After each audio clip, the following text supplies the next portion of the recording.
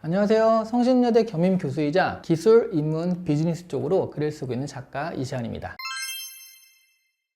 멘사는 IQ가 148 이상인 사람들 모임이잖아요. 그러니까 IQ가 좋은 사람들이 모여있으니 뭔가 다를 것이다 라는 기대감을 가지고 가긴 했는데 너무 똑같은 거예요. 공부 못하는 사람은 못하고요. 근데 이 사람들은 뭐가 다르지? 라고 했는데 제가 처음 발견한 다른 점은 그거였어요. 되게 산만해요. 그러니까 10명이 모여서 회의를 하면 회의가 안 되는 게 2명이 얘기하고 3명이 얘기하고 2명이 뭐 정말 산만한 사람들이 많아서 이거 하다가 저거 하고 이런 친구들이 많더라고요. 그래서 이게 산만한 게 특징인가? 관심이 많아서 그런가 그랬는데요. 한 번은 제가 멘사 사무실에 갔는데 어떤 친구가 게임을 하고 있는 거예요. 제가 야 이거 뭐야? 그랬더니 백구를 안 하는 거예요. 그래서 툭 치면서 야 이거 뭐냐니까 그랬더니 형 왔어요? 또 그러는 거예요. 옆에서 얘기를 했는데도 사람이 있는 줄 모르고 이렇게 빠져드는 거죠. 그런 모습들을 종종 봤거든요. 약간 집중력 총량의 법칙이라 늘 집중할 수는 없어서 평소엔 굉장히 산만하다가 내가 관심 있는 거 하나에 빡 집중하는 능력이 정말 다른 친구들이 좀 있더라고요. 그러다 보니까 멘사 다른 게 뭐냐라고 했을 때 저는 집중력이 좀 달랐던 것 같다라고 합니다. 그래서 제가 관심 있는 거에 대해서 집중하는 순간 그러면 이제 궁금하잖아요. 좀 더 파고 들어가는데 그러다 보니까 왜 이렇게 들어가는 어떤 질문요? 집중을 하니까 관심이 생기고 그 관심하에서 파고 들어가다 보니까 굉장히 질문이 날카로워지고 뾰족해지는 그런 것들을 봤다라는 거죠. 그래서 멘사 친구들이 질문력이 좋다라고 할 수 있을 경우들이 있는데 항상 그런 건 아니고 자신이 관심 있고 집중하는 것에 있어서는 분명히 그런 면이 있더라. 설명해 드립니다. 한국인들 똑똑한 사람들 많잖아요. 영재 발굴단에 보면 아니 어디서 그런 영재들이 계속 나오는지. 근데 되게 영재였던 사람도 나중에 방송을 보면 이렇게 해가지고 되게 평범하게 사는 경우들 되게 많이 보시죠. 그러니까 어른들까지 가면 여기서는 세계적인 천재 이런 사람들은 잘 안 나와요. 그렇다면 결국 이건 환경의 문제라는 거죠. 교육의 문제고요. 기본적으로는 일단 한국의 공동체 문화라는 게 좀 있어요. 그래서 여러분 왕따라든가 따돌림 당하는 거 있죠. 그 친구들이 왜 따돌림 당했었나 생각해 보세요. 너무너무 이상하게 혼자 튀는 애, 뭐 이상한 옷을 입는 경우도 있고 그냥 되게 스스로 잘난 척하는 경우도 있고 좀 튀는 애들. 말하자면 이 공동체 문화는요, 튀는 아이를 두고 오지 못합니다. 이 튀는 아이를 어떻게든 쟤 왜 저래 하고 눌러야 돼요. 그러다 보니까 어려서부터 뭔가 튀거나 이상한 질문을 하거나 그런 행동을 했을 때 쟤는 왜 저래 그런 시선들. 그래서 결국 머리가 좋은 친구들이 내가 어떤 이상한 생각들을 했을 때 그런 것들을 제어하게 됩니다. 그리고 또 더 위로 올라가면 체면이라는 것도 있죠. 체면. 이상한 얘기했다가 사람들이 이상하게 보면 어떡하지? 그런 거 있잖아요. 질문하는 경우에서도 질문 없습니까? 라고 했을 때 질문을 하고 싶은데 궁금한데 일단 야 이런 것도 몰라가지고 질문한다고 나를 바보로 보면 어떡하지? 뭐 이런 생각을 하는 경우들이 있어요. 그런 것들을 나를 막는 경우들이 있습니다. 이런 것들 또 한국은 교육의 문제가 크기도 하죠. 어려서부터 수능이라든가 이런 거에 맞춰져 있다 보니까 정답이 있는 문제에 대해서 정답이 뭐냐를 찾는 교육을 하거든요. 근데 여러분 사회에 나와서 만나는 모든 문제는 정답이 없어요. 왠지 아세요? 정답이 있으면 우리가 문제라고 안 부르거든요. 정답이 있으면 우리가 매뉴얼이라고 부릅니다. 그런 경우는 이렇게 문제라는 말이 붙는 순간 정답이 없다는 거예요. 근데 우리는 학교에서 정답이 없는 거를 찾는, 정답이 없는 그런 문제를 해결하는 방법을 배우지 못했어요. 그러니까 이런 문제에 대해서 속수무책인 거예요. 사실은 우리가 좋은 머리를 가지고 있고 훌륭한 교육을 받은 친구들도 그런 좋은 머리를 뭘 외울 때 쓰거나 정답을 맞출 때 쓰거나 하는데 정답이 없는 문제들을 접하게 되니까 여기에서는 내가 배웠던 바가 없거든요. 그러니까 이걸 못하게 되는 거. 그리고 거기에 대한 어떤 지향, 내가 이걸 해결해야겠다라는 것도 정답이 없는 문제를 채점도 안 되는데 뭐하러? 이렇게 되는 경우들이 생기는 거죠. 이런 교육의 문제. 어려서는 정답이 있는 문제를 맞추는 거니까 세계적으로 교육에서도 몇 위다 이러면서 노벨상 같은 경우에는 정답이 없는 것에 대해서 새로운 것들을 만들어내는 거잖아요. 이런 어떤 창조적인 것들에 대해서는 굉장히 약하다라는 생각이 들 수밖에 없죠. 이런 여러 가지 공동체 문화라든가 또 우리 교육의 문제 이런 것들이 다 합쳐져 가지고 이런 식으로 되게 똑똑함에 비해서는 성과가 많지 않은 한국의 현실을 만들어내지 않았나 싶습니다.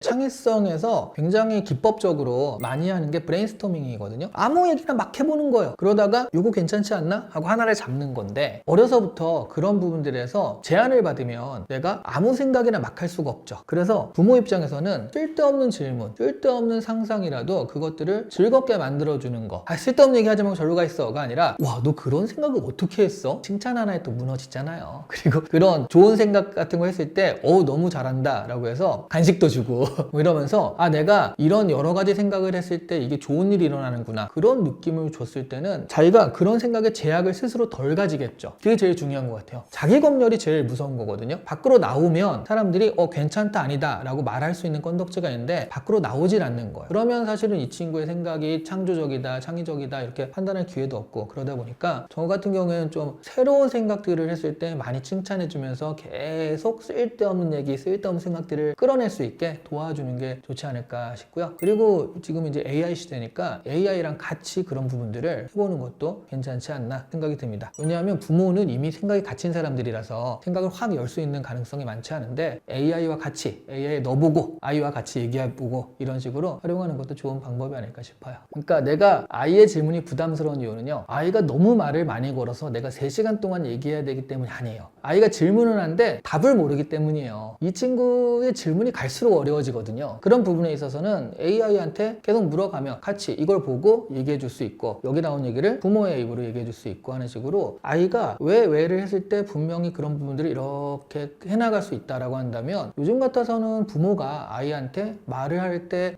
이거 힘들다 시간 아깝다라고 생각하는 경우는 없습니다. 다만 내가 그만큼 어떤 생각이나 지식이나 그런 것들이 그만큼 안 되기 때문이고요. 상상력 면에서도 부모는 제한되어 있지만 AI한테 이런 건 어때? 라고 물어봤을 때 이 친구가 100가지를 얘기해봐 그러면 100가지로 확 펼쳐지거든요. 저는 부모가 약한 부분을 AI가 분명히 도와줄 수 있다고 생각을 하거든요. 그래서 AI를 잘 활용하는 게 필요하지 않을까 말씀을 드렸던 거예요. 첫 번째는요, 이 질문의 목적이 뭔지를 생각해야 돼요. 대화의 함정은 뭐냐면 어디까지 얘기했지? 이겁니다. 이 대화가 아무런 목적 없이 흘러가고 있다라는 건데요. 물론 친구랑 사교적인 대화, 노는 건 괜찮지만 사회에서 특히 그렇지 않잖아요. 그랬을 때 이 대화를 왜 하는가? 목적에 대한 개념을 분명히 하는 게 필요합니다. 그래서 대화를 하지만 내 이미지를 좋게 하려고 하는 것인가? 아니면 저 사람을 설득하려고 하는 것인가? 아니면 나의 상황을 설명하려고 할 것인가? 여러 가지 것들, 개념을 좀 가지시는 게 첫 번째고요. 그리고 배경 지식 같은 경우 얘기를 할 때 내가 지금 이야기하는 것들이 맞는 얘기인가? 틀린 얘기를 가지고 아무리 쌓아봤자 그거는 잘못된 기초 위에 세워졌기 때문에 툭 치면 다 무너지는 얘기거든요. 내일 아침 8시에 만나자를 가지고서 어떻게 만날 것인가를 막 얘기를 했는데 알고 보니까 내일 아침 10시에 모이는 거예요. 그럼 난 8시에 어떻게 여기까지 올 것인가를 얘기할 이유가 없었잖아요. 이런 식으로 배경적인 지식에 있어서 이게 맞는 것인가를 검토하는 그런 부분들이 좀 필요하다고 말씀드릴 수 있고요. 세 번째는 우리가 질문이나 이런 걸 할 때 구체성을 좀 검토해야 됩니다. 예를 들어 유재석의 질문하는 법을 한번 자세히 관찰해 보세요. 되게 비슷한 패턴 중에 하나가 뭐냐면 누군가 두루뭉술하게 얘기했을 때 구체적으로요 이렇게 꼭 물어보더라고요. 정준하 씨가 아침을 짜게 먹고 나서 자꾸 물이 먹히네 라고 하면 아니 도대체 뭘 그렇게 짜게 드셨어요? 라는 식으로. 그럼 또 그걸 잘 받아치고 왔다 갔다 하는 와중에서 또 재미도 나오고 그렇거든요. 그러니까 구체적으로 이걸 좀 물어보더라고요. 그래서 우리가 질문이나 대화도요 구체성, 그러니까 내가 가장 구체적으로 끌고 들어왔을 때 가장 구체할 수 있는데 까지가 어디인가 생각해서 그 부분을 가지고 이야기를 하는 게 좋겠다라는 겁니다. 네 번째가요, 상대방 입장에서 이 질문이나 이 대화가 괜찮을까? 상대방을 배려하는 거죠. 어디까지 이야기할 수 있을까? 우리가 대화나 이런 것들을 할 때 정보를 위해서 이 사람의 감정을 다치게 하면 두 번째, 세 번째 대화는 힘들어지거든요. 그러니까 감정적으로 이 분이 어디까지 이야기할 수 있을까? 이런 것들을 생각해야 되는 게 있고요. 그리고 타이밍적으로 지금 이 타이밍에 이것을 하는 게 맞는 것인가? 이런 것도 있습니다. 학창 시절에 꼭 지금 쉬는 시간 중에 땡 울리는데 누가 손을 딱 드는 순간 이제 어이씨 뭐야 하고 열받아 하는, 그래서 우리가 질문을 못 하는 경우도 있죠. 이거는 그 사람의 잘못이 아니라 선생님의 잘못이에요. 중간중간에 야, 질문 없니? 라고 해야지 질문 있어도 이렇게 하는데 수업 좀 울리기 직전에 질문 없어? 그러면 그때 질문 있는 사람은 질문할 수밖에 없으니까. 근데 그런 질문 타이밍도요 이게 맞는 것인가를 생각을 해야 된다는 거죠. 내가 지금 대화가 일어나고 질문했을 때 타이밍 이런 것들도 생각을 해야 된다. 이게 다섯 번째고요. 여섯 번째가 이거는 조금 PT를 한다든가 공식적인 대화, 사업적인 비즈니스적인 대화 이런 것들을 할 때인데요. 질문했을 때 답변을 예측해 보는 거, 시뮬레이션 하는 것들이 말하자면 협상이라든가 아니면 이런 공식적인 대화에서는 굉장히 도움이 될 것이다. 또 하나는 내가 이런 얘기를 했을 때 거절당하면 그 다음엔 어떤 얘기를 할 것인가, 대안 같은 경우도 설정할 수 있는 거죠. 예측을 하면 안 됐을 경우엔 이렇게 얘기해야지, 사선책을 얘기해야지 대안까지 설정할 수 있다라고 한다면 그 대화의 주도권을 갖고 갈 수가 있거든요. 이렇게 한 7가지 단계가 사전에 좀 예측해야 되는 단계다라고 얘기할 수가 있겠습니다. 일반적으로는요, 정말로 한 번도 실패하지 않은 건 상대방을 칭찬하는 식으로 시작했을 때 그것에 대해서 거부하는 사람은 없어요. 그러니까 상대방에 대한 인정이죠. 한 가지 주의할 건요, 하나만한 칭찬이 있는 거죠. 오늘 좀 멋져 보이시네요 라고 했을 때요, 그게 별로 안 와닿거든요. 왜냐하면 평소랑 똑같이 했는데 그런가 보다 이렇게 하고 넘어가는데, 좀 친한 사이에서는 헤어를 다듬으셨나? 오늘 좀 멋져 보이신데요? 이렇게 하면 그저께 진짜 미장원 갔다 왔거든요. 그러면 이 사람이 날 알아보는 거잖아요. 말하자면 칭찬을 해도 구체적으로, 그리고 이 사람이 그래, 야 이걸 알아봐 주다니, 그런 칭찬을 했을 때는 굉장히 이게 마음을 확 열면서 대화가 시작이 되는 게 되거든요. 그러려면 평소에 관찰이라든가 그 사람에 대해서 관심 있게 보셔야겠죠. 그래서 뭔가 달라지고 뭔가 좀 나아지고 괜찮은 부분들을 칭찬을 하고 시작을 한다. 그렇다라고 한다면 그 부분을 알아봐 준 것 때문에 굉장히 고마워하면서 시작이 되는 겁니다. 근데 또 하나, 아무리 봐도 잘 모르겠어, 칭찬할 거리를 잘 모르겠고 그만큼 평소에 관심을 갖지 않았다라고 한다면 상대방의 의견을 묻는 질문을 하시는 게 좋을 것 같아요. 이런 경우에는 어떻게 생각하시나요? 하는 식으로요. 나는 여기에 대한 생각이 있어요. 이렇게 할 거예요. 그럼 이건 이겁니다. 이렇게 할 수도 있지만 이 사람한테 이분에 대해서 어떻게 생각하시나요? 라고 했을 때 나를 존중해주는 사람을 싫어하는 사람은 없거든요. 그러니까 나한테 의견을 묻는다는 것 자체가 나를 존중하는 것이기 때문에 그런 부분을 칭찬을 시작하는 건 아니지만 그렇게 이 사람을 인정하고 시작하는 거일 수 있어요. 그냥 두 가지 정도로 이 사람과의 친분이나 아는 거에 따라서 그렇게 시작을 해보시는 게 아마 좋은 대화를 하기 위한 첫걸음이 될 수 있습니다. 사실 챗GPT에 어떤 말을 넣으라, 프롬프트 엔지니어링 해가지고 그렇게 이제 많이 나와 있는 건 있는데요, 저는 다 반대예요. 왜냐면 사람마다 그게 다른데 이 사람은 이렇게 넣어가지고 좋은 결과를 얻을 수 있었지만 저 사람은 아닐 수 있거든요. 그렇게 어떤 단어를 넣으면 이건 반드시 잘 돼, 이런 거는 사실 되게 옛날식이에요. 치트키 같은 거 있을 때 있죠. 그런 거는 좀 별로다라고 생각을 합니다. 그럼에도 자꾸 물어보면 단계적으로라든가 구체적으로 이런 얘기를 해라 라고 제가 말씀을 드리는데요, 방금 이 두 마디 말에 다 있다고 생각하시면 됩니다. 단계적 챗GPT를 활용하는 방법 중에 하나는요, 여러분이 자꾸 질문을 한 방에 좋은 걸 빡 해가지고 한 방에 결과를 얻으려고 하십니다. 근데 그런 경우는 많지 않고요, 단계적으로 여기서부터 그 다음 해가지고 한 방에 하기보다는 10번 20번 질문하면 여기까지 가는, 이런 식의 단계를 가져가시면 누구라도 할 수 있고요. 그리고 제가 챗GPT한테 창의적으로 뭘 만들어줘 라고 하면 뭘 잘 못 만들어요. 제가 어떤 지자체 강연을 가가지고 거기서 체육대회를 하는 기획안을 만드는 걸 챗GPT로 어떻게 하는지 샘플을 보여달라고 하더라고요. 체육대회를 하는데 창의적인 안을 만들어줘, 탁 나오는데 전혀 창의적이지 않습니다. 팔도장터 댄스 경연대회 너무 뻔한 거예요. 그래서 아니 그런 거 말고 진짜 창의적인 거, 야 그전에 없었던 그런 걸 한번 만들어줘 그랬더니 VR 체험, 드론 경연대회 이런 것들 창의적이지도 않고 돈이 많이 들어가서 이거 안 될 것 같은 거죠. 제가 어떻게 했냐면 신발끈이란 단어와 체육대회를 연결해서 안을 만들어줘 이랬어요. 그랬더니 신발끈 묶기 대회, 신발끈 아트워크쇼, 되게 여러 가지 것들이 나왔는데요, 요건 괜찮을 것 같은 거예요. 그러면 신발끈 묶기 대회는요, 남녀노소 가족 단위로 참여할 수도 있고요, 부상염려 없고 돈 많이 안 들어갈 거고 특이하잖아요. 그런 건 전혀 없었으니까 이거 괜찮을 것 같은데 이런 식으로. 그러니까 창의적으로 해줘라는 이런 두루뭉술한 말에는 반응하지 않아요. 이것과 이걸 연결해서 이렇게 만들어봐 라고 하니까 뭔가 새로운 게 나오더라고요. 그래서 이런 구체성 있는 질문, 이런 것들이 좋다라는 겁니다. 그런데 가장 핵심이 되는 거 하나 알려드릴게요. 여러분이 챗봇 형태잖아요. 챗봇 형태라는 건 대화가 가능하다는 거거든요. 여러분 아이언맨 토니 스타크 기억하시죠? 토니 스타크가 자기의 인공지능 AI랑 자비스랑 맨날 얘기하고 있잖아요. 이렇게 하면 어떻게 돼? 라고 얘기하고 있잖아요. 대화를 하면서 계속 지식을 발전시키고 있다는 겁니다. 그러면 내가 궁금한 게 있잖아요, 얘한테 물어보면 돼요. 지금도 챗GPT를 활용하는 좋은 방법은 없을까요? 얘한테 물어보면 돼요. 무슨 방법이 없니? 라고 했을 때 나오는 질문, 거기서 좋은 방법 안 나옵니다. 그걸 가지고 그 다음 단계에서 얘한테 물어보면 결국 얘가 자기 자신을 잘하니까 좋은 방법이 나올 거라는 거죠. 그래서 얘는 대화를 통해서 내가 원하는 데까지 간다라고 생각을 하시고, 모르는 게 있으면 대화를 시작하자 라고 접근하시면 되지, 어떻게 하면 좋은 말을 해가지고 한 번에 뭐가 나올까 이렇게 생각하시면 시작을 못 하잖아요. 그러시면 안 된다는 거죠. 그래서 일단 대화를 시작하면서 단계적 구체적으로 발전시켜가면 엄청나게 내 생각보다 더 좋은 결과물이 나올 수 있다, 이렇게 말씀드릴 수 있습니다.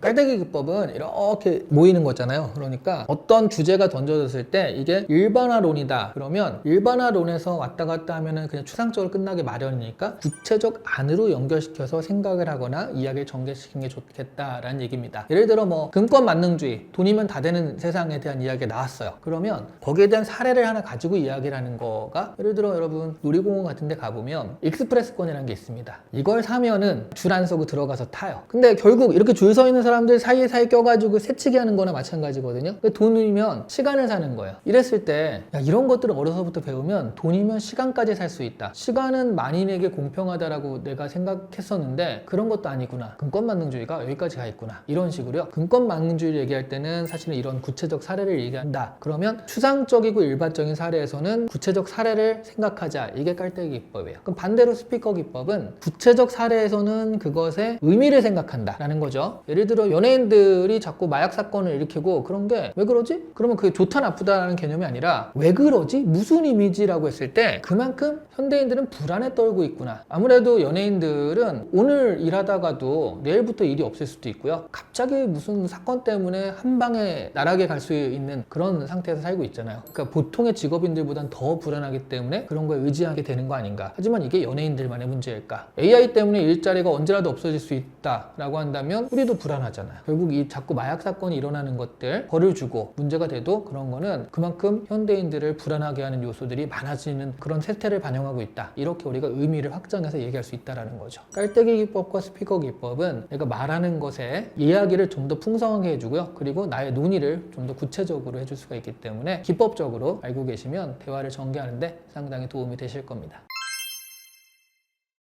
멘사라고 해서 특별히 질문법이 다르다라고 저는 생각하지 않지만 어쨌든 멘사는 좀 집중력이 있고 한 가지 일을 파고드는 경향이 있다라고 했을 때 제일 비슷한 게 뭘까 생각을 해보니까 5I 기법이라는 건 이미 있는 컨설팅 기법이 원래 있는 거거든요. 5번 왜를 외치는 거예요. 여기서 왜는 알겠어. 근데 과연 이게 이유인가? 이유가 없나? 이유가 없나? 이유가 없나 해서 좀 더 깊숙하게 들어가는 거거든요. 여기에 핵심적인 예 중에 하나가 워싱턴의 제퍼슨 기념관의 예가 있거든요. 현상적으로 보니까 제퍼슨 기념관 외벽이 부식이 자주 일어나요. 아니 왜 이렇게 부식이 자주 일어나지? 원인을 살펴본 거도 Y를 한번 외친 거예요. 그랬더니 비누칠을 하면서 외벽 청소를 많이 해서 그래요. 그러면 비누칠을 줄이면 되잖아요. 근데 여기서 끝인 것이 아니죠. 왜 다른 데보다 비누칠 청소를 많이 했지? 비둘기똥이 많은 거예요. 저 비둘기들. 그러면 포수를 고역해서 비둘기를 쏠까? 근데 여기서 그친 게 아니라 한 번 더 Y를 외쳤습니다. 왜 비둘기들이 많지? 비둘기들의 먹이가 되는 거미가 많은 거예요. 아니 거미가 왜 또 많지? 거미의 먹이가 되는 나방이 많은 거예요. 아니 그런데 왜 다른 지역보다도 나방이 많지? 마지막 Y를 외쳤죠. 그랬더니 제퍼슨 기념관이 다른 때보다 밤에 불을 오래 켜놓고 있는 겁니다. 그 불빛을 보고 모여든 나방들이 많았던 거예요. 그래서 제퍼슨 기념관의 해법은요, 밤늦은 시간엔 불을 끄는 거였습니다. 그러니까 나방이 줄고 결과적으로는 5Y를 외치니까 이 근본 원인까지 다 다른 거거든요. 그런 식으로 지금 이게 진짜 이유일까? 이 안에 숨겨진 이유는 없는 것일까? 한 번 더 들어가다 보면 실제로 가장 근본적인 원인을 고칠 수 있다. 그러면은 사실은 이게 근본적인 원인을 고친 거기 때문에 되게 본질적으로 해결이 된 거거든요. 이런 식의 기법들, 이런 것들이 5I 기법입니다. 일상에서도 많이 써먹어 볼 수 있는 기법 중에 하나예요. 질문이라는 게 언제 일어나는지 혹시 생각해 보신 적 있어요? 내가 늘 하던 걸 하고 루틴하게 살고 그러면 질문이 없어요. 그렇죠? 저기 앞에 가면 버스가 있을 거고 몇 시 몇 분에 가면은 출근 도장 찍고 뭐 할 거고 질문이 있을 수가 없어요. 그런데 질문이 언제 일어나냐면 변화가 생겼을 때, 모르는 게 있을 때. 근데 지금 질문이 왜 화두냐? 지금이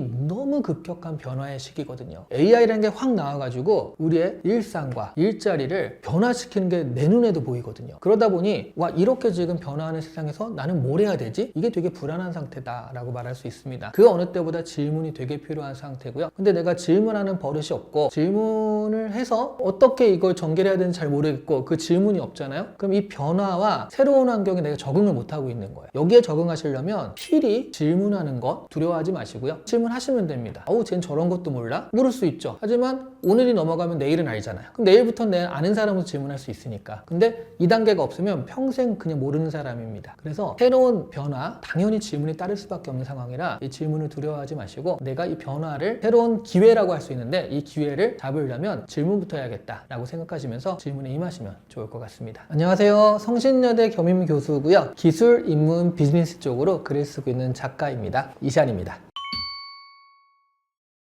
창의성이라는 건요, 옛날에는 타고나는 거다라고 생각을 했는데 지금은 생성형 AI로 만들 수도 있는 게 창의성이다, 이렇게 말씀드릴 수가 있어요. 사실은 우리의 창의성 하면 인간 고유의 두뇌 활동이다, 인간만이 가진 특징이다 라고 생각을 하시잖아요. 그런데 생성형 AI를 잘만 활용하면 창의성까지도 가능하다, 이렇게 얘기가 되는 겁니다. 창의성 사례를 뭐를 하면 좋을까 생각을 하다가 보통 이 연결하는 것들을 AI가 진짜 잘하거든요. 그래서 전혀 관계없는 걸 한번 연결해 볼까, 이런 생각을 했어요. 그래서 뭐를 연결했냐면 로제의 아파트 있죠. 로제의 아파트랑 가장 관계없는 게 뭐라고 생각하세요? 도저히 연결시킬 수 없는 게 뭘까 생각하다가 프랑스 대혁명, 로제의 아파트랑 프랑스 대혁명을 연결시켜서 설명해줘 이랬거든요. 그래서 저는 얘가 못한다라고 해도 이해를 해야지 생각하면서 했는데 좀 어렵지만 한번 해볼게요. 5가지를 말하는 거예요. 첫 번째가 뭐였냐면, 아파트는 현대 공간의 어떤 단절 그리고 계급 뭐 이런 걸 상징한다라고 할 수 있죠. 그러니까 제한된 공간이잖아요.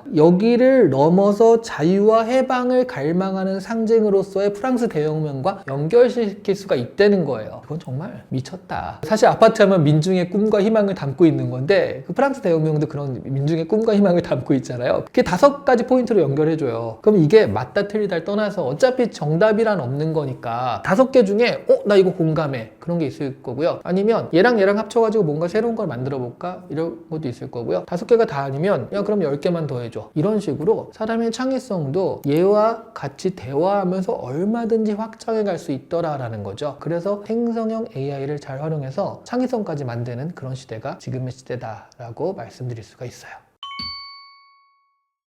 천재의 창의성 같은 경우는 진짜 이거는 타고나는 거죠. 그런데 여러분, 천재의 창의성이 과연 필요할까요? 천재의 창의성이라는 건 세상을 바꾸는 거거든요. 반고흐 같은 사람, 그 전에 없던 새로운 어떤 개념을 만들어내는데, 그런데 여러분, 반고흐는 평생을 가난하게 살았습니다. 왜냐하면 그 전에 없던 개념이니까 반고흐를 이해할 수 있는 사람이 없었던 거예요. 그럼 세상이 바뀌어야지 이 사람이 의미를 가지거든요. 근데 이 사람은 세상이 바뀌기 전에 먼저 나온 사람이고 그걸 선도한 사람이라 이 사람이 살아가는 세상은 이 사람을 인정하지 않는 겁니다. 그러니까 무슨 얘기냐면, 천재는요 필요하긴 한데요 50년, 100년에 한 번 정도 패러다임이 바뀔 때 필요한 거예요. 저런 게 있었네? 저럴 수가 있네? 이런 식으로요. 그러니까 세상은 네모가 필요합니다. 근데 어떤 사람은 별표를 만들었어요. 그러면 이 네모에 안 들어가죠. 그러니까 평생 세상이 인정받지 못하는 거예요. 그러다가 어느 순간 이 사람이 죽었는데 나중에 세상이 보니까 야, 네모 너무 지겹지 않니? 뭐 새로운 거 없을까? 하다가 별표는 어때? 라고 했는데 누군가 별표를 해무는 거죠. 우와, 시대를 앞서간 천재, 이렇게 되는 겁니다. 그러면 보통의 우리가 창의성이라고 했을 때 일반적으로 인재의 창의성, 네모가 필요한데 네모 정도에서 다 똑같으니까 여기를 살짝 파볼까? 요건 좀 다른데? 그런데 네모라는 건 기본적으로 맞아. 이게 인재의 창의성이거든요. 우리가 세상에서 필요하는 비즈니스나 기술, 엔지니어링 이런 데서의 창의성은 바로 인재의 창의성이다 라는 거죠. 이 인재의 창의성은 얼마든지 개발할 수 있어요. 왜냐하면 인재의 창의성은 뭐부터 시작하는지 아세요? 네모가 필요하다는 걸 아는 것부터 시작을 하는 거거든요. 그러다 보니까 인재는 지금 이게 왜 이렇지 분석부터 시작을 합니다. 그러면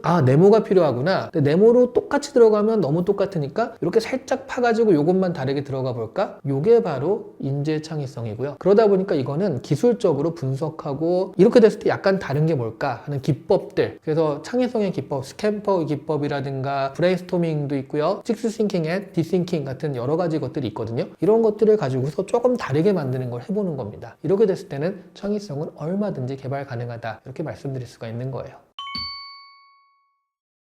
지금의 부모 세대 역시 AI의 영향권에 자유롭지는 않다라고 생각을 하는데, AI와의 친근함? 이게 사실은 가장 중요한 차이가 아닐까 싶어요. 왜냐하면 여러분 같은 경우에 컴퓨터가 굉장히 중요한 시대였잖아요. 이 컴퓨터 시대, 인터넷 시대를 이끌어가지고 엄청난 부를 누린 사람이 빌 게이츠, 마크 주커버그라든가 스티브 잡스 같은 사람들이 있었죠. 빌 게이츠가 고등학교 때 컴퓨터라는 게 처음 나와서 그때는 막 그 카드 써가지고 하는 되게 옛날식 컴퓨터였대요. 그게 집엔 없으니까 학교에서 그걸 쓰려고 남아가지고 했다는 거예요. 그거 보면 이 사람들이 중고등학교 막 이럴 때 처음 컴퓨터가 나왔을 때 거기에 관심을 가지고 뭔가 했던 사람들이 지금 우리가 아는 IT 업계의 거인이 된 겁니다. 한국만 봐도요, 되게 유명한 대기업들 있죠. 네이버라든가 카카오, 이혜진 창업자라든가 김범수 이런 창업자들이 다 비슷한 세대예요. 그 시대를 살았던 사람들입니다. 그러니까 컴퓨터가 처음 나와서 보급됐을 때 그걸 즐겁게 이거를 가지고서 무언가 했던 사람들, 그런 사람들이 이걸 만들었던 사람들이 되는 거거든요. 지금 AI가 딱 그런 시대라고 보시면 돼요. 어느 정도 다 돼가지고 그 뒤에 뛰어든 사람은 이렇게까지는 못 됩니다. 근데 지금 막 나왔어요. 근데 여기에 친근함을 가지고 이렇게도 해보고 저렇게도 해보고 하다가 뭔가 새로 개발하고 뭔가 발견한 사람들이 우리가 아는 IT 업계의 거인들이 있는데, 지금 아이들은 딱 그럴 수 있는 기회가 온 거죠. 거의 몇십 년만, 그러니까 거의 한 20년마다 한 번씩 오는 기회 중에 지금 또 다시 기회가 온 겁니다. 이때 잘 잡으면 이재용보다 더 부자가 될 수 있는 기회가 온 게 아닐까 하는 생각도 들거든요. AI와 친근하게 아이가 자랄 수 있도록 기회를 많이 열어주시는 게 좋을 것 같습니다. 결국 부모가 아이한테 뭔가 가르쳐 줄 수는 없어요. 왜냐하면 아이가 안 배웁니다. 부모가 하면요, 되게 웃긴 게 이 부모님은 대학 교수시고 그 분야에서 되게 인정받는 사람인데 아이한테 얘기하면 아빠가 뭘 한다고. 그러니까 아이가 부모한테 뭘 직접적으로 배우긴 되게 힘들어요. 그래서 사실 부모의 역할은요, 다른 게 아니라 아이랑 같이 새로운 것들을 접할 수 있는 기회, 이걸 만들어주는 게 부모의 역할입니다. AI를 마주칠 수 있게 하는 거, 그런 것들이 부모의 역할이고요. 또 그러다 보니까 사실은 부모는 가르쳐 주는 게 아니라 보여주는 거거든요. 여러분, 제가 이제 독서 유튜브 시간책방에서 책을 리뷰하고 이런 걸 하다 보니까 독서 강연도 많이 가고 그렇게 될 경우들이 많은데, 독서 강연을 가면 많은 부모님들이 물어보는 게 그거예요. 어떻게 하면 우리 아이들 책을 읽힐 수 있을까요? 제가 이제 그 부모님한테 물어봅니다. 저기 그럼 어머님은 1년에 책을 몇 권이나 읽으시나요? 저는 책 안 읽어요. 그런데 어떻게 책을 읽힐 수 있어요? 그러니까 아이가 이게 부모가 책을 읽는 모습을 보고 자라면 자기도 책을 읽는데, 부모는 누워서 드라마 보면서 야, 책 읽어! 읽겠습니까? 그러면 사실은 어머님부터 책을 읽으시면 아이가 따라할 가능성이 있는데, 어머님이 그러시면 가능성 자체가 없습니다. AI도 마찬가지라서요. 이 AI를 활용하는 방법들을 자기가 한번 해보는 거, 가령 아이랑 같이 동화책을 만들어 보자. 그러면 그림 그려주는 AI로 그림을 만들고, 텍스트 AI, 챗GPT 같은 경우로 동화를 만들고요. 심지어 수노 AI처럼 음악을 생성해주는 AI도 있거든요. 이런 애들로 배경음악까지 만들 수가 있어요. 그래서 동화책을 같이 만들어 보자, 이런 식으로 했을 때 아이의 이름이 들어간 나만의 동화책, 이런 것들을 만들어 보는 걸 같이 하면서 아이가 흥미를 가질 수밖에 없게 만드는 거죠. 이런 식의 방법론인데, 야, 내가 동화책을 어떻게 만들어? AI를 어떻게 써? 라고 하지만 굉장히 편하게 쓸 수 있게 되어 있습니다. 그냥 초록창에 검색해 보시면 무료로 어떻게 쓰는지 다 나와 있으니까요. 한번 보시고, 그리고 아이들과 같이 그런 것들을 만들어 보는 연습을 해보시면 아이들한테 그런 훌륭한 경험을 주는 거거든요. 그 경험이 아이한테 동기를 부여하게 돼요. 그 동기가 나중에 빌 게이츠를 만들고 마크 주커버그를 만드는 계기가 되는 거죠. 여러분, 스타 작곡가라는 개념 혹시 아세요? 뭐 90년대 발라드는 이 사람이 다 썼어 하는 식으로 그런 게 있잖아요. 박진영이나 이런 사람도 결국 작곡가 출신이고. 근데 요즘 들어 여러분, 스타 작곡가 하면 딱 생각나는 요즘 사람 누가 있을까요? 옛날에는 안 그랬거든요. 작곡하고 작사하면 그걸로 스타 작사가 작곡가가 됐습니다. 그러니까 창의적인 행위 자체에 대해서 되게 인정을 해줬는데, 요즘은 곡을 만드는 것 자체가요. 예를 들어 여러분, 예전에 피프티 큐피드, 그 노래가 스웨덴 학생 3명이 만든 거라는 거죠. 되게 유명한 스타 작곡가가 만든 게 아니라 음악학원 학생 3명이 만든 거예요. 그러니까 아니, 이게 뭐지? 말하자면 요즘은 작곡을 하는 게 너무 많고 어떤 기기들이 잘 돼 있으니까, 옛날엔 막 해야 됐지만 이제는 뭐 잘 누르기만 해도 어느 정도 이렇게 되니까 작곡을 하시는 분들이 되게 많이 늘었고요. 글로벌하게 연결이 되다 보니까 많은 사람들과 연결이 됩니다. 그러면 곡을 만드는 그 행위 자체는 많이 있는 거예요. 그랬을 때 요즘은 작곡가 작사가가 아니라 프로듀서가 핵심이 돼요. 그래서 여러분, 요즘에 박진영 같은 경우는 사실 작곡가보단 요즘 PD 이제 더 알려져 있고요. PD가 창의성의 핵심이 돼 있어요. 뉴진스의 미니진 같은 경우도 결국 이 사람은 PD거든요. 근데 새로운 건 아무것도 없어요. 창작한 건 없습니다. 있는 것들을 조합한 거죠. 이게 PD의 역할인데요. 창의성이 이렇게 바뀌는 것 같아요. 그러니까 실제로 바뀌었다라기보다는 이렇게 바뀌어야지 인간의 역할이 생긴다라고 할 수 있어요. 이게 무슨 얘기냐면, 미술이 외부적인 것들을 그대로 묘사하는 거였잖아요. 근데 사진이 생기면서 그 역할을 사진기가 완벽하게 대체하게 됐잖아요. 근데 미술이 너랑 경쟁할래, 내가 좀 더 세밀하게 할 수 있어, 그러지 않았다는 거죠. 넌 그거 해, 나는 나의 인상을 그리는 걸로 갈게, 나의 개념이나 생각을, 컨셉을 그리는 걸로 갈게 하면서 미술이 바뀌었어요. 그래서 지금 미술과 사진은 공존합니다. 그래서 창의성이라는 개념도요, 이 창의성이 무언가 창작하고 작곡하고 작사하는 게 창의성인 건 맞죠. 그런데 그걸 그대로 가져갔을 때는 단추만 눌러주면 100개의 곡을 순식간에 작곡해버리는 이런 AI가 있는 상황에서는 그게 창의성이라고 계속 사람이 하면은 경쟁력이 없어요. 그래서 저는 창의성의 개념이 만들어진 여러 가지 멜로디와 작사 이런 것들을 끄집어내가지고 요거 괜찮아, 요거 괜찮아, 합쳐봐. 아니면 요거 하나만 괜찮아, 이 작사랑 합쳐보자 하는 식의 선별 능력, 그리고 그런 것들을 에디팅하는 능력, 이런 것들이 인간의 창의성이 돼야 된다라고 생각을 합니다. 딱 듣고서 야 이거 인기를 얻겠어, 인기 있겠어, 요거는 의미 있겠어, 이런 걸 찾아내는 선별 능력과 그걸 바라보는 눈이죠. 그렇지 않다면 이걸 가지고 조금 더 수정해가지고 좀 순서를 바꾼다거나 해서 그 의미를 만들어내는 능력, 이런 것들이 인간의 창의성이 돼야 되지 않을까. 그래야지 AI와 공존해서 창의성을 극대화하는 것들을 만들어낼 수 있지 않을까 싶어요.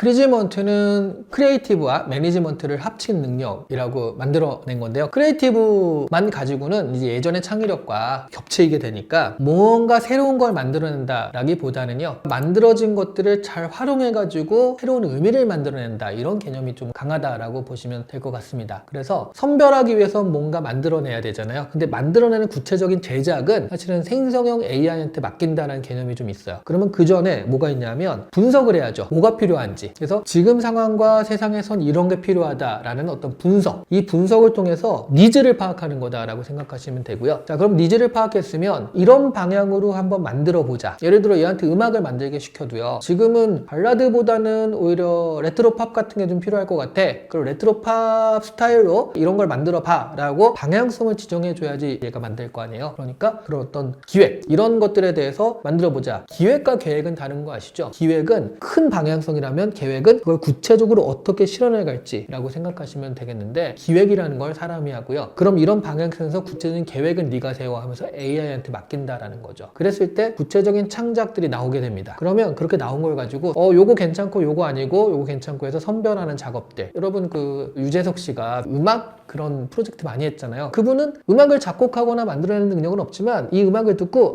탑100위 안에 들겠다, 히트하겠다, 아니겠다, 이런 건 기가 막히게 자기가 알아낸다라고 해서 탑100위라는 말을 썼거든요. 그런 식으로 요거는 좀 잘 되겠어, 요거는 필요하겠어, 요 대안은 괜찮겠어를 알아내는 이 선별의 능력, 이게 셀렉트라고 할 수 있습니다. 그래서 원래 무언가 선택하는 걸 초이스라고 하잖아요. 근데 초이스란 말을 안 쓰고 셀렉트, 선별한다는 개념에서 셀렉트라는 말을 쓴 거거든요. 그리고 그렇게 됐을 때 선별한 결과물이 딱 나와서 내 입맛에 딱 맞으면 너무 좋지만 그렇지 않을 때도 많고요. 상황과 조건에 맞춰가지고 새롭게 바뀌어야 될 때도 있죠. 그래서 에디팅이 필요하다. 순서를 바꾸는 것만으로도 굉장히 의미가 달라지거든요. 예를 들어 이 사람한테 코칭을 할 때도요, 칭찬을 먼저 하고 비판할 것인가, 비판을 먼저 하고 칭찬할 것인가, 이게 다르다는 거죠. 어느 게 좋은 것 같으실까요? 비판한 다음에 칭찬하는 게 좋을 것 같죠? 항상 그런 건 아니에요. 왜냐하면 이 사람을 까고 싶어, 지금 너는 되게 잘못했어 라고 얘기하고 싶은데 비판한 다음에 칭찬하면 잘한 줄 알아요, 자기가. 그러니까 조건에 따라 지금 이 말은 해주지만 이 사람을 길을 좀 살려줘야겠다라고 했을 땐 비판하고 칭찬하는 게 맞고요. 이 사람이 너무 좀 기고만장해서 약간 좀 눌러야겠어 라고 했을 때는 이런 건 너무 좋은데 라고 해서 호감을 일으켰다가 이것 때문에 문제예요 하면 확 줄어들잖아요. 조건이나 상황에 따라 다른 겁니다. 마찬가지로 에디팅도요, 지금 나온 것들을 이 조건과 상황에 맞춰서 적절하게 바꾸고 가공하고 순서를 새로 배치하는 이런 것들이 에디팅인데, 이런 걸 통해서 정말 여기 환경과 조건에 딱 맞는 결과물을 만들어내는 것이죠. 그리고 여기 하나만 더 한다면 이제 외부와의 상호작용, 지금 이렇게 나온 결과물들을 어떻게 보여주고 어떻게 사람들에게 내밀 것인가, 이걸 어떻게 하느냐에 따라서 참신함을 부여할 수도 있거든요. 예를 들어 40년 전 일본 노래를 도쿄돔에서 베트남계 호주인 뉴진스의 한이가 불렀다 라고 했을 때 새로운 건 아무것도 없고 되게 이상한 조합인 것 같은데 그게 했을 때 되게 참신하게 느껴지는 그런 것들이 상호작용까지 생각한 결과거든요, 이 쓰임새. 그래서 이런 모든 것들을 우리가 매니지먼트 개념으로 접근할 수 있다 라고 해서 크리에이티브, 매니지먼트 합쳐서 크리지먼트라고 이제 말을 하는 겁니다.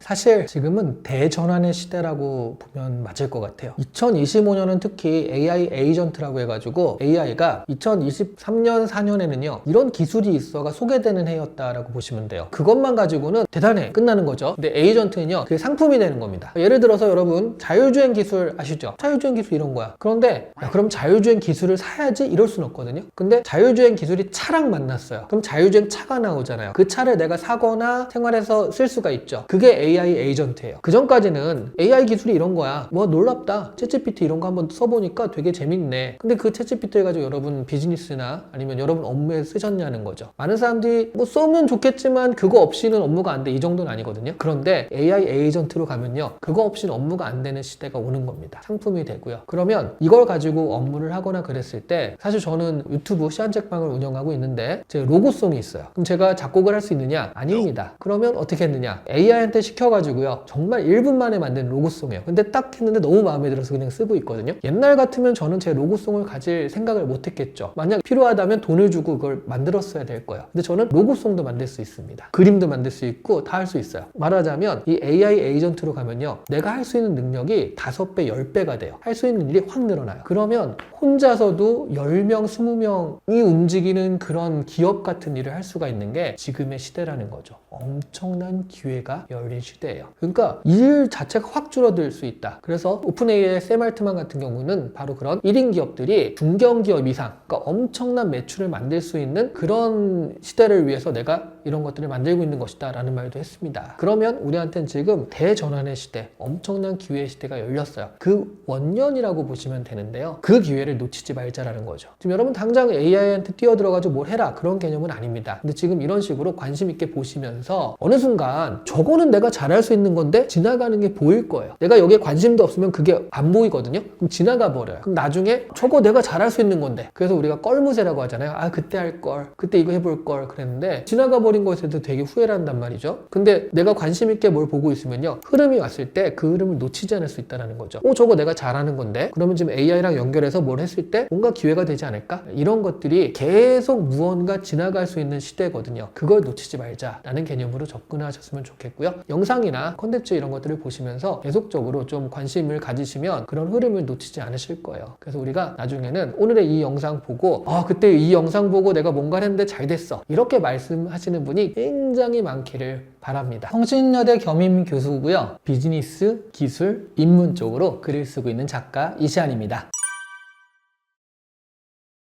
일단 책을 읽을 때는요, 두 가지 목적이 제일 큰 것 같은데, 뭐 문학이나 이런 걸 차치하고 보통 책을 읽을 때는 지식과 인사이트거든요. 그러면 아니 지식과 인사이트는 요즘엔 영상으로도 얼마든지 가능하지 않을까 이렇게 생각을 하시는데요. 일단 지식적인 면에서 제가 예전에 한번 실제로 정보량을 비교해 본 적이 있거든요. 그래서 1시간짜리 뉴스 있죠. 거기 나오는 그 정보량을 쫙 긁어가지고요, 그 글자 수를 세본 거예요. 1시간 내내 하는 그 이야기의 글자 수를 세봤더니 신문 3장 정도 됩니다. 3페이지. 그러면 신문이 보통 40페이지 정도 되거든요. 영상으로 보자면 1시간짜리 걸리는 그런 정보량이 신문으로는 3페이지인데 보통 우리가 신문 보시는 분은 40페이지짜리 정도는 1시간이면 보시거든요. 그렇다라고 한다면 1시간에 우리가 얻을 수 있는 정보량은 13배 차이가 나는 거예요. 근데 그럼 1시간에 13배 차이면 그게 2시간, 10시간, 100시간, 1000시간이 쌓이면 그 정보량 차이는 엄청나겠죠. 그래서 책을 읽은 사람, 글자, 텍스트로 정보를 읽는 사람과 영상으로 정보를 획득하는 사람을 보자면 나중에 정보량 차이는 정말 이거는 건널 수 없는 바다 같은 차이가 날 수밖에 없다라는 상황인 거죠. 인사이트 면에서 보자면 여러분 사실 이것도 지금 영상으로 보시잖아요. 영상으로 보실 때는 말을 좀 빨리 하는 경우도 있지만 1.2배속으로 편집을 해가지고 굉장히 빠르게 하죠. 그리고 중간에 쉬는 때도 없이 막 하다 보니까 영상으로 이렇게 정보를 들으면 되게 쉴 사이 없이 들려요. 그러다 보니까 여기서 내 사고와 생각이 끼어들 틈이 없습니다. 그러면 영상으로 우리가 정보를 얻게 되면 정보를 수동적으로 취득하게 되는 거예요. 근데 책은 이렇게 보다가 이거 좀 이상한데 한 번 더 생각해보고 잠깐 놔뒀다가 커피 한 잔 마시고 하는 여유, 그러니까 이 정보를 내가 능동적으로 취득하게 된단 말이죠. 인사이트가 있어도요, 어떤 인사이트가 영상으로 보면 샥샥샥 지나가 버려요. 오? 하는 사이에 지나가 버리는데 책 같은 경우에는 오? 맞아! 하면서 자기가 생각할 시간도 있고 여기다 덧붙일 시간도 있고, 그러다 보니까 능동적인 인사이트, 정보량 면에서는 13배 이상의 차. 이렇게 되니까 책을 항상 읽는 사람과 그렇지 않은 사람의 차이는 엄청나게 날 수밖에 없는 상황이라는 거죠. 그래서 우리가 책을 읽어야 되는 이유가 될 것 같습니다.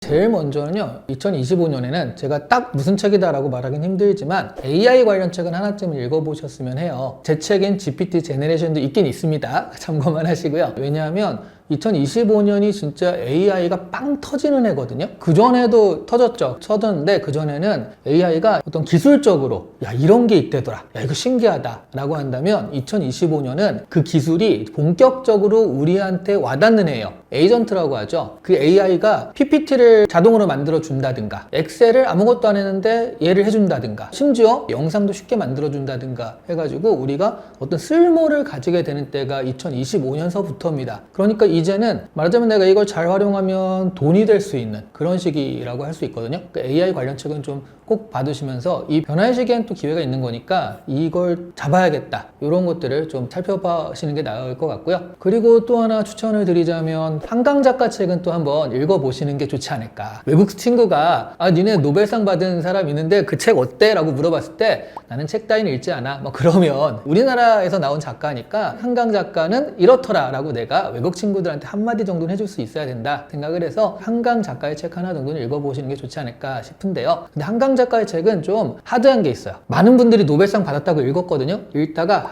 역시 노벨상은 나랑 안 맞아, 이렇게 책을 덮은 예도 많습니다. 채식주의자 같은 경우가 좀 어렵긴 해요. 그래서 책을 잘 읽으시는 분은 상관없지만 책을 읽기가 좀 어렵다, 나는 초보자다 라고 하신다면 한강 작가의 히라버 시간이라든가 작별하지 않는다 같은 경우에는 그래도 부드럽게 좀 읽히긴 하거든요. 그런 책부터 읽으시고 그 다음에 소년이 온다, 그리고 이제 좀 레벨이 올랐다 싶으시면 채식주의자까지 이렇게 단계를 가지고 읽으시면 괜찮아서 한강 작가의 책을 추천을 합니다. 그리고 저는 굉장히 인사이트를 좀 책에서 받았던 예가 빅히스토리 책이에요. 그러니까 예를 들어 2024년 말에 유발 하라리의 넥서스가 나왔죠. 저는 유발 하라리의 사피엔스를 보고 진짜 충격을 받았거든요. 이게 이러니까 저러니까 되는데 인류의 역사가, 구석기 이전부터 시작된 역사가 지금까지 어떻게 와있는지 흐름을 따라서 가니까 이게 눈이 달라지는 것 같아요. 그래서 이 빅히스토리 책들을 추천할 만한데, 빅히스토리 책 하면 유명한 게 유발 하라리 책들이 있고요. 또 사실 그런 것들보다 좀 더 앞서 유발 하라리가 난 이분한테 영향을 받았다라고 공공연히 말하는 게 제레드 다이아몬드의 총균세 같은 책이거든요. 이런 빅히스토리 책들을 좀 읽어보시면 인사이트가 훨씬 커지고 넓어지고 달라지시는 것을 느낄 수 있으실 것이다. 그래서 좀 어렵지만 이 책들이 좀 보통 두꺼워요. 근데 2025년은 그래도 이 책 한번 읽어보겠다 목표를 잡으시면 좋으니까 그런 책들을 추천을 또 하겠습니다. 총균세 같은 경우에 제일 처음에 만들어진 계기는요, 제러드 다이아몬드의 친구가 이렇게 물어본 거예요. 이분은 이제 원주민인 친구인데, 아니 왜 너네들은 잘 살고 우리들은 못 살아, 이런 식으로. 그러니까 왜 백인들은 잘 살고 우리들은 이렇게 됐는가. 이게 한때는 그게 잘못돼가지고 인종주의 그런 것도 있었잖아요. 우리 인종은 우수하고 니네 인종은 열등해, 이런 식으로 여러 가지 이유들을 찾은 게 그런 것들인데, 그런 것들을 막 연구해보니까 그게 아닌 거예요. 그럼 뭐 때문이지? 거기에 대한 답입니다. 도대체 왜 백인들은 잘 살고 원주민들은 못 사는가? 어떤 지역 사람들은 잘 살고 어떤 지역 사람들은 못 사는가에 대한 답인데요. 답은 간단합니다. 총, 균, 쇠 때문이에요. 총은 무력, 균은 이제 전염병 같은 거고, 쇠는 문명이죠. 문명에서 우리 청동기, 철기 문명 이렇게 간 거잖아요. 그런 것 때문인데, 그러면 누구는 총을 가지고 또 어떤 사람들은 총을 못 가진 이유가 무엇이냐? 거기까지 들어가면 거기서 얘기하는 게 타고나는 게 아니라 지리적 이유다, 지역적 이유다. 이 지역에서 산 사람들은 그런 것을 가질 수 있는 확률이 높았고, 그렇지 않은 지역에 있는 사람들은 낙후될 수밖에 없었다, 이렇게 얘기하는 겁니다. 그러니까 우리가 이거를 지리문화적 환경결정론이라는 얘기도 쓰는데요, 환경이 그런 걸 결정했다라고 이야기하는 게 총균세입니다. 세계적인 차별과 혐오 이런 것들이 요즘에 문제잖아요. 그럼 여러분 생각해 보시면 가령 우리가 흑인들에 대해서 보통 어떤 생각을 가지시자는 거죠. 그러니까 이런 거예요. 미국의 어떤 학급에 굉장히 공부를 못하고 가난하고 좀 그런 친구가 있다 라고 했을 때, 이 친구가 백인일 것 같으세요? 흑인일 것 같으세요? 라고 했을 때 흑인일 가능성이 좀 더 많다, 이렇게 생각하시는 경우들이 있죠. 그게 뭐냐면, 사실은 흑인들이 살았던 아프리카 지역 같은 경우에는 총균세나 이런 걸 보면 결국 지역적인 문제거든요. 아프리카 지역이기 때문입니다. 흑인이기 때문에가 아니라는 거죠. 근데 요즘에 많은 어떤 차별 이런 것들의 그 안쪽을 들어가 보면 저런 인종은 저래, 저 나라 사람은 저래, 그런 것들이 있어요. 그게 아니라는 거죠. 그러니까 우리가 천성적으로 그렇다, 이런 것들에 대해서 그건 오해다 라고 말을 할 수 있는 게 총균세이기 때문에, 어떻게 생각하면 지금 세계적으로 퍼져 있는 이런 극단적인 혐오와 차별, 그래서 일어난 전쟁들,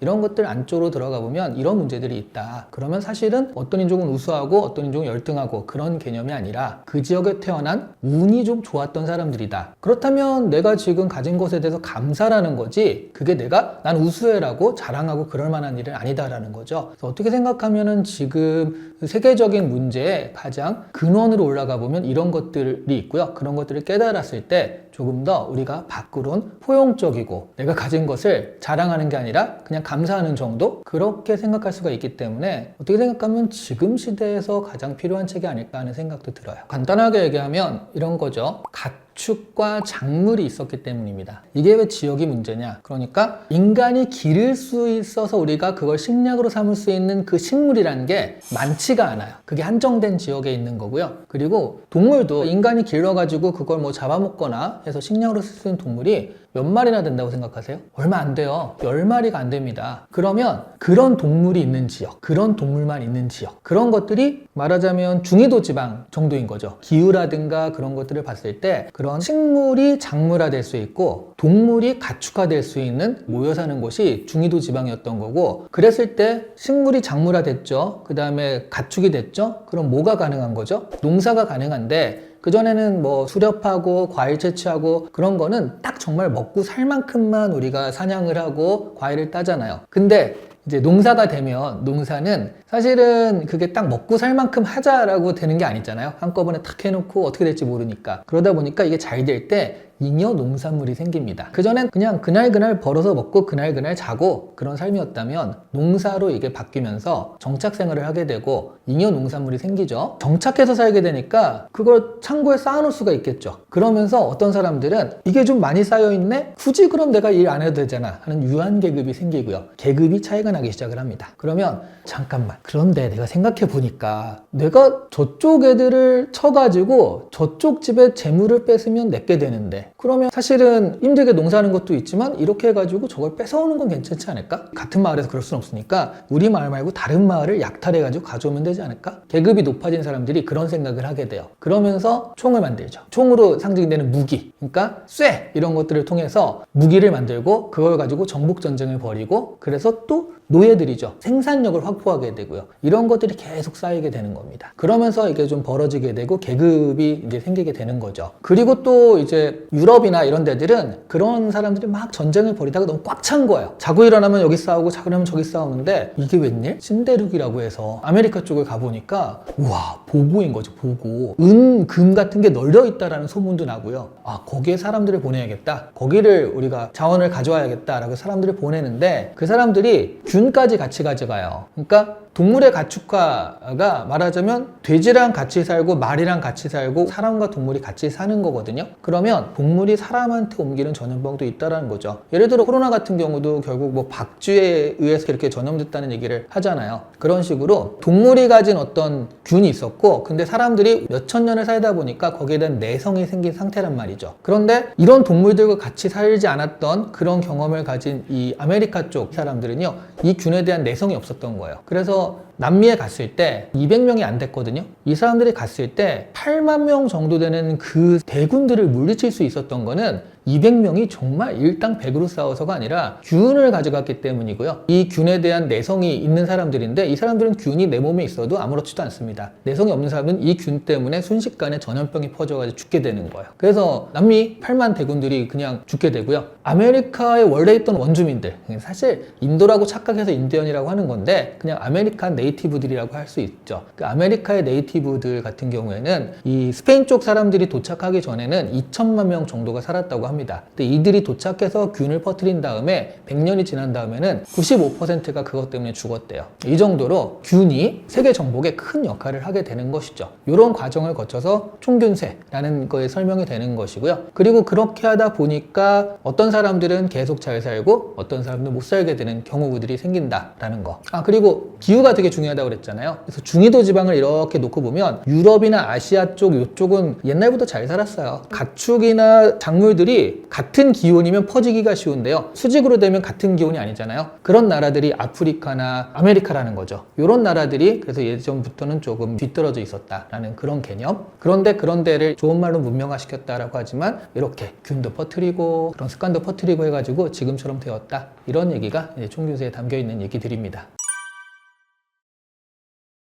이미 한 몇천 년 전에 이런 질서가 확립이 된 이후로 그게 역전이 안 되는 상황이라는 게 맞는 것 같아요. 요즘에 이제 그런 어떤 기술도 발달하고 해서 기후나 기온의 제약이 없이 가축화, 식물화 이런 것들도 가능한데 왜 여전히 그런 환경 지리적 요건에 따라서 살게 되는가라고 했을 때는 옛날의 질서가 그대로 간다라고 할 수 있는데 그 2024년 노벨 경제학상을 탄 데런 에스모글루랑 제임스 로빈슨이죠. 이 사람들이 쓴 책이요. 국가는 왜 실패하는가라는 책이거든요. 여기는 어떤 국가는 왜 잘 살고 어떤 국가는 왜 실패하는가 이거를 뭐로 놓았냐면 국가의 포용적 제도를 가지고 있는가 아닌가로 놓았습니다. 그 국가가 통합과 화합의 어떤 제도를 가지고서 운영을 하면 괜찮고 그렇지 않고 독재를 한다거나 차별 그런 제도를 가지고서 운영을 하면 그 나라들은 대부분은 이제 후진국이다 이런 얘기를 하는데요. 그 대표적으로 남한과 북한을 이 책에서 예로 들어요. 그러니까 남한과 북한 같은 경우에는 지리적으로는 거의 같다고 할 수 있잖아요. 근데 남한은 세계 뭐 GDP 10위권 안에도 들 때도 있었고 근데 북한 같은 경우에는 굉장히 못 사는 나라의 대표고 라고 했을 때 왜 그러느냐 제도가 이쪽은 독재자 체제 그리고 여기는 민주주의이기 때문에 포용적 제도를 가졌냐 안 가졌냐로 나뉜다 이렇게 얘기를 합니다. 그런데 이른바 선진국이라고 하는 데를 보면요 그 민주주의를 바탕으로 한 기본적으로 민주주의는 토론과 협의, 협력 이런 걸로 구성이 되는 포용적 제도라고 할 수 있잖아요. 그런 데들은 잘 살아요. 근데 그런 데들이 옛날부터 잘 살던 유럽이라든가 아시아 이런 데들이 많습니다. 근데 아프리카나 남미 이런 나라들은 독재자들이 하고 있죠. 그러다 보니까 지리적, 환경적 이 총균세에서 얘기하는 이것과 그런 거 상관없이 제도의 문제다라고 하는 국가는 왜 실패하는가 여기에 나라들이 좀 비슷하게 겹치게 되는 경향이 있거든요. 그거는 약간 이런 것 같아요. 옛말에도 있잖아요. 곡간에서 인심 난다고. 옛날부터 잘 살고 그런 어떤 문명화의 경험을 했던 나라들은 계속 잘 살던 버릇 때문에 계속 잘 살게 되는 거고 그렇지 않고 막 이제서야 됐던 그런 그룹들은 그런 어떤 전통, 문화 그런 것들이 없기 때문에 자꾸 독재자라든가 몇 명의 손에 자꾸 넘어가는 그런 일들이 일어나서 그런 것이 아닐까 싶기도 하고요. 그리고 또 하나 이런 게 있습니다. 세계의 절반은 왜 가난한가? 뭐 그런 책이 있어요. 근데 그런 책들을 보면 결과적으로 선진국의 음모라는 거죠. 그러니까 후진국이 뭔가 발전해가지고 올라올 때 선진국이 자원은 한정돼 있는데 그걸 저쪽까지 나눠주면 여기서 뺏기게 되는 거니까 우리가 독점하겠다는 개념으로 선진국이 후진국을 말하자면 밟는 거예요. 어떻게 밟냐? 대놓고 가가지고 전쟁을 일으키냐? 그게 아니라 가령 탄소 배출 같은 경우를 제한합니다. 우리나라도 제한하고 니네도 제한해. 근데 선진국은 이미 공장을 자기 나라에서 안 지어요. 외부에서 해가지고 가져오는 그런 게 많잖아요. 그리고 자기 나라에 있는 공장도 되게 자동화되고 기술 좋게 지어가지고 말하자면 ESG에 적합한 그런 식으로 만들게 되는데 근데 후진국에서는 환경까지 생각하면서 공장 짓고할 그런 기술도 안 되고 돈도 안 되거든요. 그러다 보니까 후진국에서는 그런 공장 자체를 짓질 못하는 거예요. 이런 식으로 서구 중심에서는 산업혁명 때 엄청 뭐 연기뿜어 돼가면서 막 공장 해가지고 이렇게 만들었잖아요. 그런 걸 가지고 지금의 문명을 이룩한 건데 그런 단계들을 후진국에서 못하게 막는 게 바로 그런 환경 문제 같은 걸 가지고 얘기를 하는 거죠. 이런 식으로 그걸 제어하고 있기 때문에 후진국에서 선진국 가는 문턱이 굉장히 높아졌고 그거를 넘어가는 데가 많지 않다. 이렇게 해서 선진국들, 이른바 먼저 잘 살게 된 곳들이 사실은 이런 형식으로 후진국들을 압박하고 있기 때문에 이렇게 역전되지 못하는 것이다. 이런 분석도 있습니다.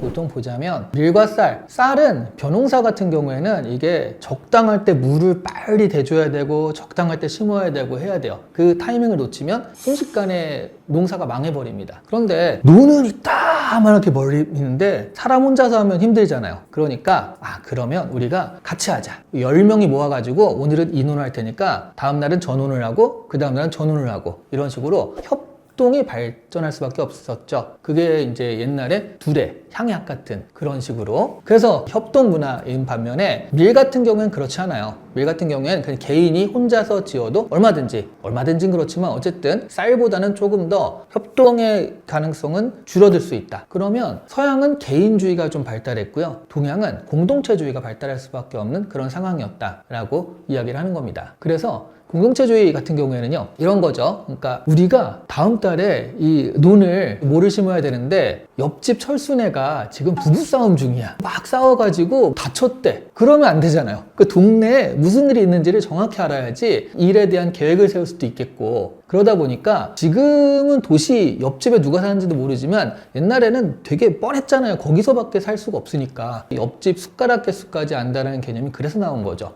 당연히 누가 뭘 했을 때 한마디 할 수 있는 거잖아요. 이게 이제 오지랖이라고 우리가 할 수 있는데 아무래도 공동체주의 문화였기 때문에 이게 굉장히 자연스럽게 들어가게 된 겁니다. 그리고 사실 한 가지 요인만은 아니에요. 총균세에서는 그렇게 얘기했지만 뭐 어떻게 생각하면 종교적인 면도 있고요. 그러니까 동양 같은 경우에는 옛날부터 군주가 굉장히 덕 있는 사람, 여러 명을 이렇게 덕으로 다스리는 사람, 이런 것들이 정치다라고 했고요. 서양은 신앙과 연결됐어요. 종교랑 연결되는데 종교는 어떻게 생각하면 나 혼자 구원받을 수 있는, 내가 잘하면 내가 구원받는, 그러다 보니까 이게 여러 가지가 합쳐져 가지고 동양은 공동체주의, 서양은 개인주의가 좀 더 발달하게 되었다, 이렇게 생각할 수가 있다라는 거죠. 그런 것도 있어요. 일본 가보시면 도쿄랑 오사카랑 굉장히 다르잖아요. 도쿄 사람들이 어떻게 보면 개인주의적입니다. 음식을 먹을 때도 혼자서 이렇게 조용조용히 이렇게 먹는데, 오사카 가면요, 모르는 사람인데 그거 넣어서 먹는 거 하면서 알려줘요. 이게 한국보다 더 심해요. 이런 오지랖은 어디서 난 거지? 라고 했을 때 오사카는 옛날부터 상업도시, 삭삭하고 그런 것들이 오사카 사람들이 친화적이고 오지랖 같은 것도 굉장히 부리는 그런 사람이다라고 할 수 있는데, 이런 걸 보면 같은 일본 안에서도 이렇게 달라지긴 하거든요. 그러면 사실은 오사카는 상업의 중심지로 굉장히 그런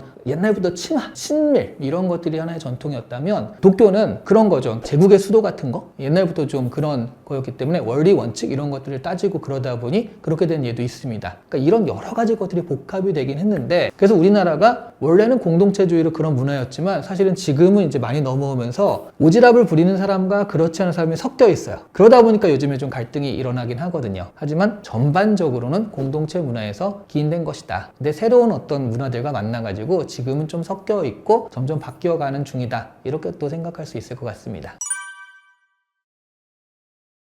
일단 2050년까지 갈 것도 없이요, 2030년만 가도 큰일 나지 않을까 싶은데, 여러분도 느끼지 않으시나요? 2025년인 지금 2020년의 기후와 비교해보면, 저는 2024년에 이사를 했는데 9월이었어요. 이사를 하면서 이쪽 새 집에 에어컨이 없어가지고 에어컨을 살까 말까 하다가 9월이잖아요. 그러면 겨울에 쌀 때 사자 해가지고 에어컨 안 샀습니다. 죽는 줄 알았어요. 9월 달에 무슨 폭염이 이렇게, 나 진짜 9월 달에 그렇게 폭염이 올 수 있다는 것 자체를 생각을 못 했거든요. 근데 이게 2020년만 해도 안 그렇잖아요. 1년 단위로 이상기후가 몸으로 느껴지고 있습니다. 그러면 이 추세라면 2030년, 2040년만 가도요, 우리가 아는 한국이 아닌 거예요. 이미 여러분이 비 오는 거 보니까 아열대성 기후다, 이런 얘기 하시는 분도 많고요. 눈 한 번 왔다 하면 이렇게 귀엽게 안 내리죠. 빡 내리잖아요. 이게 옛날에 알던 그런 기온과 다르거든요. 지금 산업혁명 이래로 지금까지 지구 기온이 1.5도에서 2도 정도 올랐다고 그래요. 산업혁명에서 2015년까지인가가 1도가 올랐고요. 2015년에서 지금까지가 또 그 정도가 올랐다고 하니까 엄청나게 빠르게 올라가고 있는데, 2050년 정도 되면 지구 기온이 2, 3도 정도 더 올라간다고 합니다. 2, 3도 정도 갖고 여러분 1도만 올라도 이렇게 되거든요. 2, 3도 정도 올라가면요, 포유류의 4분의 1이 자기가 살 수 있는 데를 잃어버린대요. 식물의 반 정도가 기후와 맞지 않는 데 살게 된다는 거죠.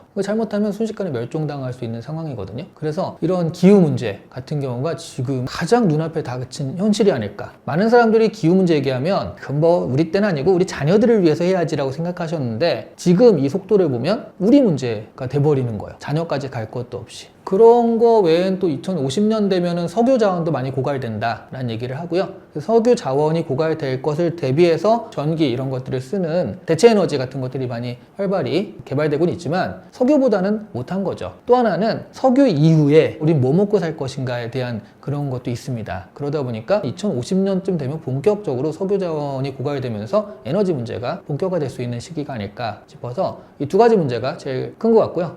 또 하나, 지금 지구 인구가 80억 명 명 되잖아요. 2050년 되면은 거의 100억 명 가까이 될 것 같다라는 예측도 있거든요. 그렇게 됐을 때는 지금도 매어 터질 것 같은데 이걸 또 어떻게 이 100억 명이라는 이 많은 사람들을 지구가 이구지구 갈 것인가. 2050년 정도가 그런 것들이 많이 집중돼 가지고 문제가 나타나지 않을까 해서 많은 분들이 걱정하고 있는 그럴 때이기도 합니다.